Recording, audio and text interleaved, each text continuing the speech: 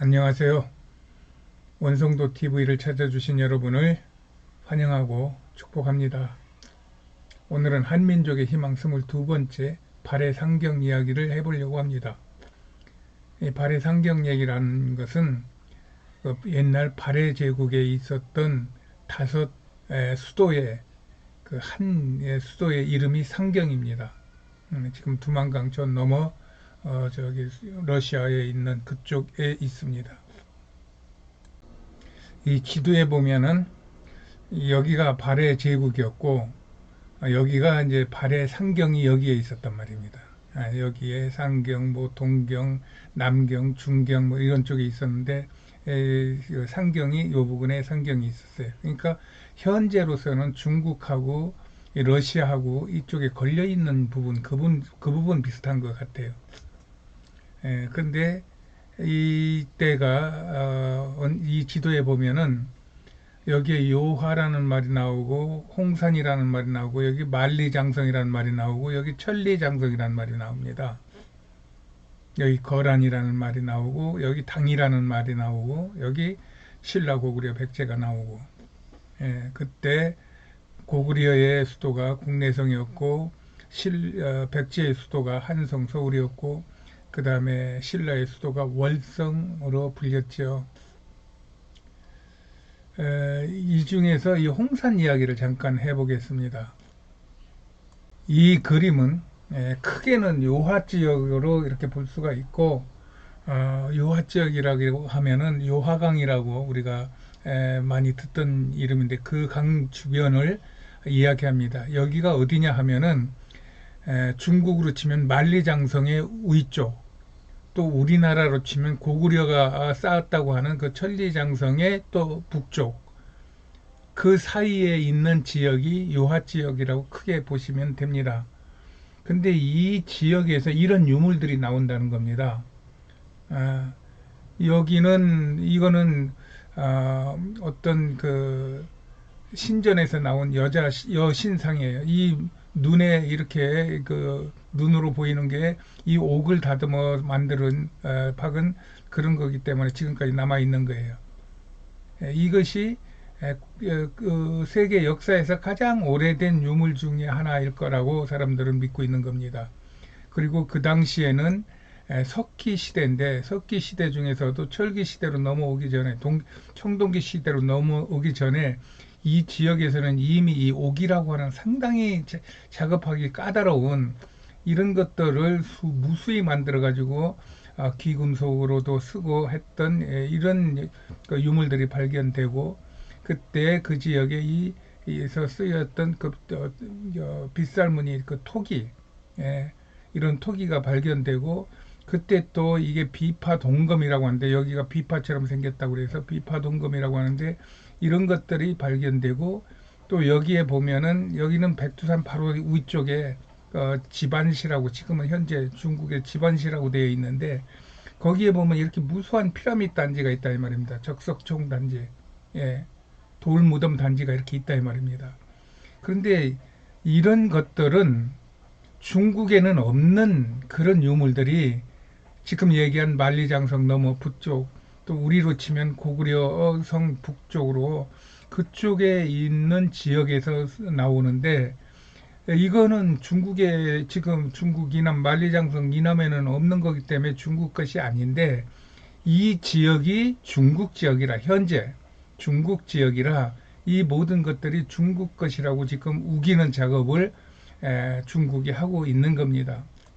그런데 또 중국에 난리난 일이 생겼어요.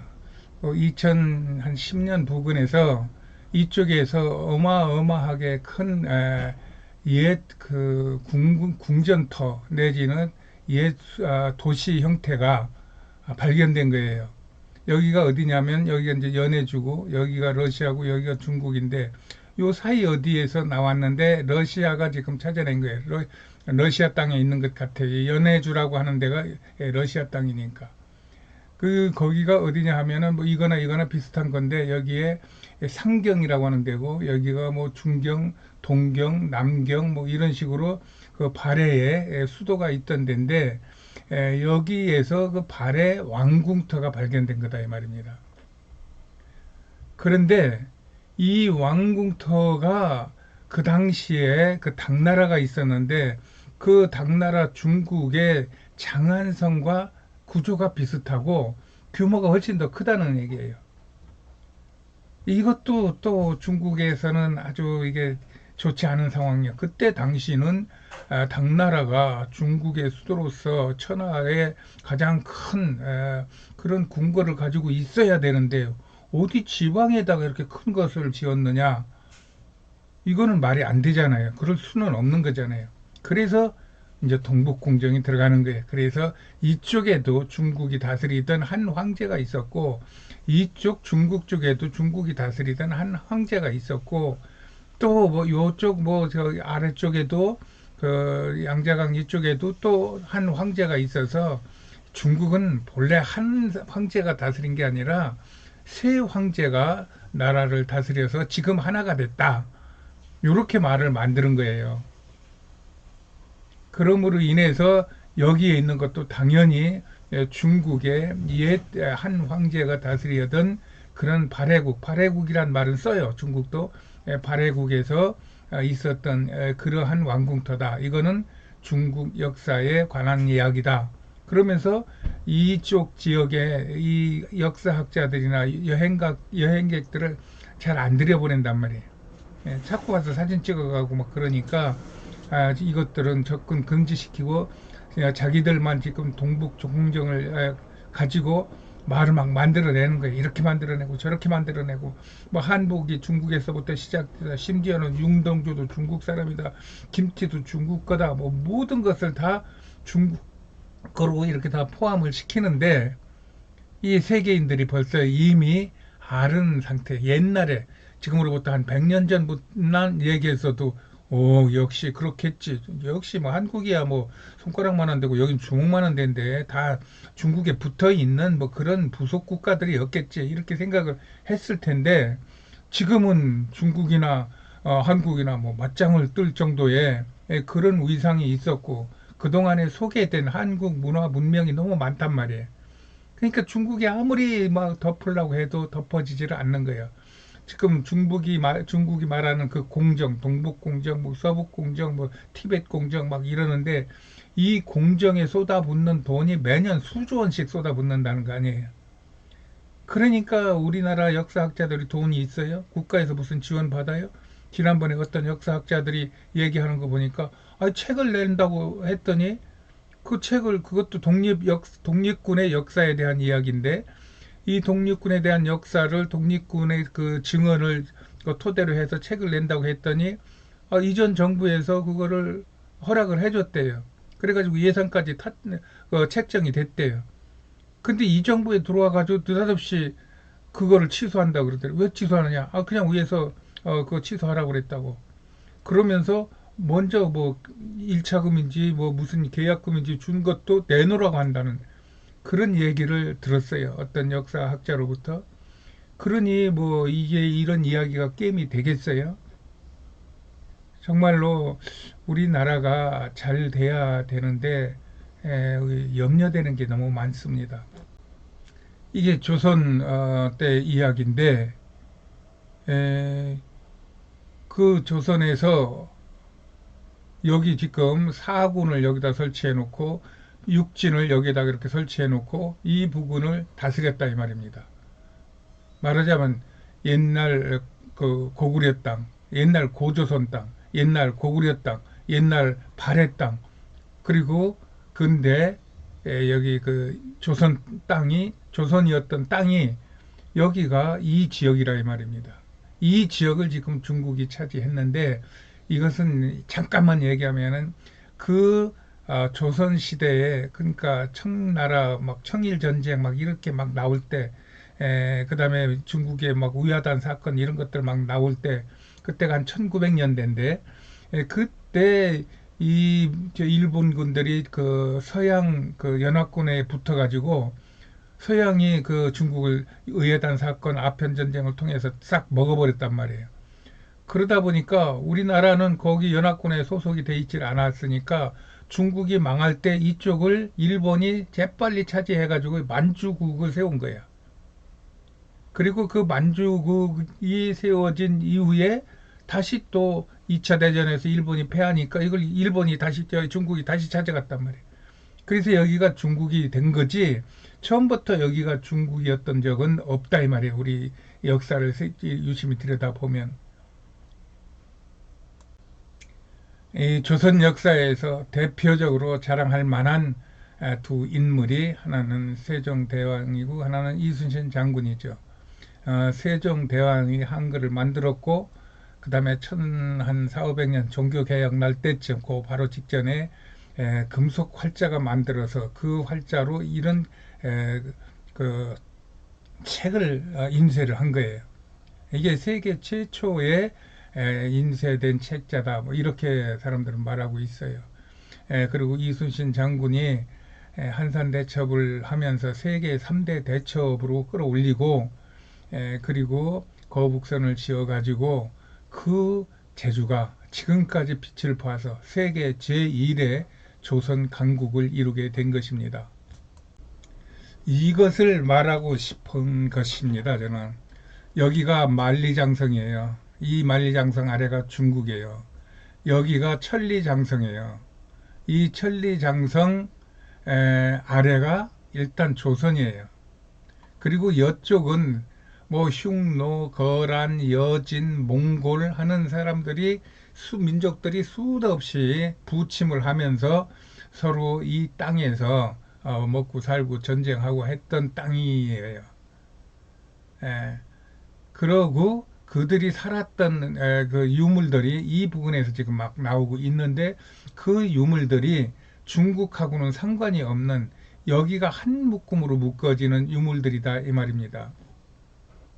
그래서 저는 지금 이쪽이 아까 얘기했듯이 만주 지역입니다. 이 만주 지역을 놓고 지금 전 세계가 이목이 집중돼 있어요. 여기는 역사적으로 아무리 봐도 이게 중국이 될 수 없다. 이거를 원래대로 되돌려 놔야 된다. 그래서 그것이 되돌려졌을 때 우리나라의 통일이 되면은 이런 나라가 되어서 여기를 중심으로 이쪽으로는 시베리아를 통해서 유럽으로 이쪽으로는 몽골로 직접 가가지고 그 다음에 유럽으로 가서 전 세계의 어떤 실크로드 이제 지금은 실크로드라고 말 못하겠죠. 그런 교통의 최고의 어떤 위치에서 대한민국이 앞으로 무궁무진한 그러한 발전을 이루어 나갈 것이다. 저는 이렇게 보고 있습니다. 앞에 이야기는 나의 이야기지만 그 이야기가 그냥 내가 머릿속에서 그려낸 소설이라기보다는 이런 것들을 다 보면서 또 세계의 역사를 이렇게 한 번씩 훑어보면서 정리한 저의 이야기입니다. 여기 보면은 중국에서 이렇게 발해 유적지에서 이런 것들이 발견되는데 이게 중국 것이 아니다 이거죠. 예. 그 다음에 발해에 문왕의 그 황후의 묘가 있는데 묘비도 있고 하는데 중국 사람들이 절대로 그 부분에는 얼씬도 못하게 한다는 얘기입니다. 그리고 중국은 이렇게 여긴 발해는 중국의 옛날 고대 일부 국가였지 이게 어떻게 대한민국이냐 하고 억지를 부린다는 얘기고 그럼에도 불구하고 러시아가 이런 이야기들이 옛날 얘기가 아닙니다. 한 2000년대 이쪽 저쪽 얘기입니다. 러시아가 고대 도시를 발견하자 발칵 뒤집어진 중국 상황. 이게 아까 얘기한 그런 얘기입니다. 그래서 러시아 학자들이 한국 지도를 달리 지어져야 한다고 막 주장을 하는 거예요. 한국이 지금 너무 억울하다. 한국은 본래의 한국 땅을 찾아야 된다. 뭐 이런 얘기를 러시아만 하는 게 아니라 미국은 말할 것도 없고 영국은 말할 것도 없고 뭐 이스라엘은 말할 것도 없고 뭐 티베트는 말할 것도 없고 다 이런다 이 말입니다. 중국은 덩치는 일단은 나라가 크고 인구가 많고 또 국가 총 그 자산이 많은 거는 사실이지만 너무 여기저기 막 그 벌려놓은 그런 그 골치 아픈 일들이 너무 많아요. 그래서 앞으로 10년 안에 중국에 큰 변화가 있을 것으로 봅니다. 2002년도 올림픽 얘기죠. 월드컵 얘기죠. 우리가 1988년도 올림픽을 하면서 세계를 깜짝 놀라게 했던 거와 마찬가지로 또 2002년도 월드컵을 하면서 전 세계를 발칵 뒤집어 놨죠. 비록 등수는 4등, 그것도 뭐 어마어마한 성적이지만 세계적으로 봤을 때는 어쨌든 4등에 머물렀지만, 그러나 그 4등짜리가 전 세계를 뒤집어 놓은 거는 아무도 못하는, 뭐 1등 한 브라질은 물론이고 2등 한 뭐 독일도 물론이고, 그 다음에 일찌감치 떨어진 뭐 미국, 우리한테도 졌죠. 미국도 물론이고, 전 세계가 아무도 할 수 없는 일을 대한민국이 해낸 것을 가지고 사람들이 깜짝 놀랐던 겁니다. 예. 이것은 대한민국 그 민족 정서에 흐르는 어떤 그 예지, 예, 꿈, 이것의 발로라고 저는 봅니다. 다 죽은 것 같은데도 잔디처럼 밟으면 밟을수록 더 단단해지듯이 인류 5천 년 동안 이 조그만 나라가 대륙에 붙어가지고 대륙에 이런저런 공격과 침탈을 당하면서도 끝까지 버티고, 지금은 정말 누구도 얕보지 못하는, 오히려 얕보는 게 아니라 저 나라처럼만 됐으면 미국도 일본도 중국도 그 대국들이 야 코리아 정도만 돼도 하는 부분이 많다는 얘기입니다. 다는 아니지만 코리아에서 하고 있는 이 자신들이 할 수 없는 이러한 아주 신비롭고도 깜짝 놀랄 만한 일들을 지금 전 세계가 바라보며 그것을 배워가기를 원한다는 것입니다. 이것이 중국으로서는 무서울 수 있죠. 일본도 무서울 수 있죠. 그러나 그런 것을 저들이 잘 활용하여서 같이 좋은 우방 관계를 이룬다고 하면은 이 아시아, 이 옛날에는 지도 끄트머리, 서양 지도행 지도 저 끄트머리에 있던 이 극동, 이 아시아가 전 세계의 중심권이 될 날도 있을 텐데, 지금은 많이 그런 면에서 갈등하고 있는 것 같습니다.